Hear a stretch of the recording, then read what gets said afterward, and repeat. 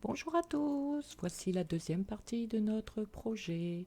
Donc nous reprenons la rose, un tissu un peu épais et un thermocollant, plus nous choisirons un autre tissu qui servira à découper, donc de moindre qualité.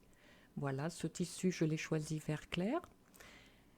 Et donc, nous allons mettre notre rose en situation. Donc, j'ai choisi cette forme que je vais évider dans notre projet, comme vous le verrez par la suite. Repassez donc votre thermocollant à l'arrière de votre peinture en insistant pour que les pigments soient bien fixés et la colle de même. Voilà, donc ensuite nous allons découper la pièce vert foncé qui servira de fond à notre projet. Je plie à la moitié les deux morceaux afin de pouvoir les centrer et donc les positionner correctement avec les marges de couture pour la suite du projet. Voilà, donc je centre bien correctement.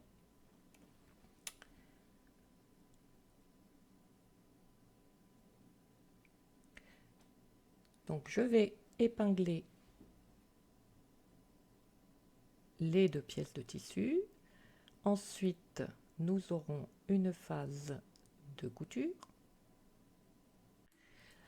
Petit conseil, attention à choisir pour débuter des formes simples à évider, car pour retourner, si vous faites des petits recoins, ce sera vraiment très difficile d'avoir un joli rendu. Voilà, nous passons donc à la couture maintenant avec un point serré à 1,8. Ensuite, on découpe, on évide, puis on crante en faisant particulièrement attention aux arrondis où on va cranter de façon plus régulière, plus fine.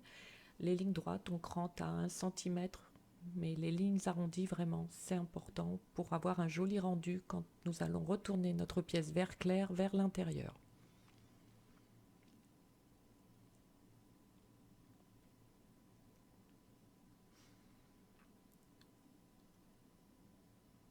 Voilà, le crantage est terminé. Donc nous allons retourner la pièce vert clair vers l'intérieur. Alors si vous avez un tissu à motif, le tissu à motif sera vers vous quand vous allez coudre votre pièce à évider, bien sûr. Donc voilà, je retourne. Après un petit coup de fer, eh bien, tout se tient bien en fait. Voilà, je vais découper maintenant un thermocollant à la taille de notre pièce vert foncé. Je vais dessiner la forme évidée, la découper afin de pouvoir bien coller au plus près la pièce qui va rigidifier notre tissu vert foncé.